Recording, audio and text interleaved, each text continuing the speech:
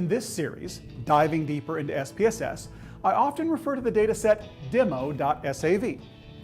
This video is a quick explanation of where to find this dataset on your computer so that you can follow along with the other videos.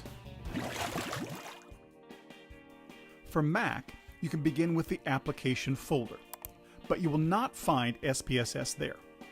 In the folder with all of your applications, you will find a folder named IBM. Now, drill down through the folder structures by double-clicking.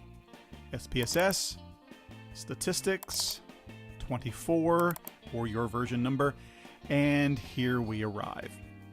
Here is the actual application named SPSS Statistics.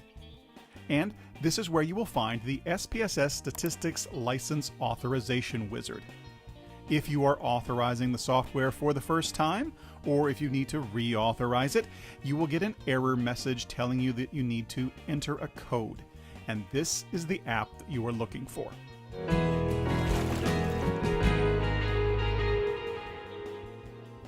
You will find all of the sample datasets that are included with SPSS right here.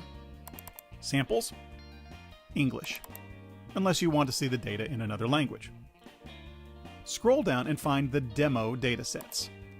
If you have the full version of SPSS, then use Demo.sav. Double-click to open it. If you cannot get Demo.sav to open, it is probably because you are using a student version of SPSS called Basic Grad Pack. Try opening Demo.cs instead.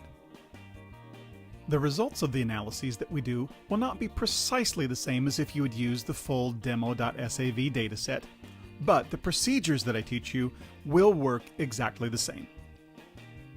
So now that you have the dataset open, let's go back to your other video.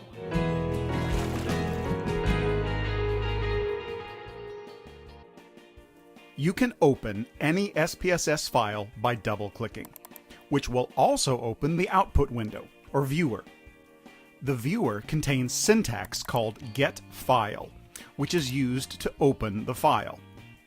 Copy and paste the getFile syntax into a new syntax window, or add it to the top of any analysis syntax you have already saved.